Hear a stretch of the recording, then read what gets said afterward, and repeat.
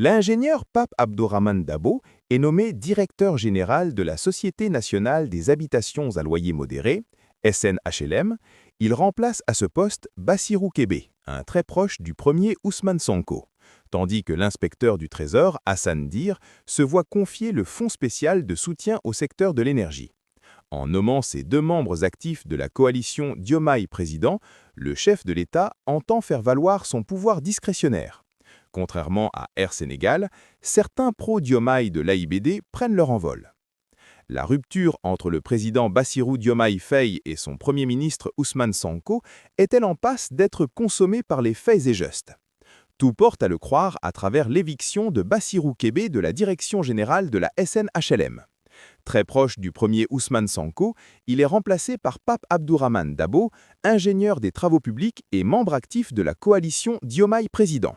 Jusqu'à sa nomination, Pape Abdourahmane Dabo était le PCA de l'aéroport international Blaise Diagne, AIBD, miné par des clivages politiques internes entre les partisans du chef de l'État Bassirou Diomaye Faye et les proches du Premier ministre Ousmane Sonko. En menant la bataille des pro-Diomaye sur le tarmac de l'AIBD, le nouveau DG de la SNHLM a tapé dans l'œil du chef de l'État. De même que l'inspecteur du Trésor Hassan Dir, qui s'est toujours démarqué avec tact de Pastef pour s'enraciner davantage dans la coalition Diomaye Président, d'où sa promotion à la tête de l'administration du Fonds spécial de soutien au secteur de l'énergie qui brasse des milliards CFA. En nommant Pape Abdourahmane Dabo et Hassan Dir à des postes stratégiques, après avoir limogé Bassirou Kébé, le président de la République pose un acte d'autorité très fort.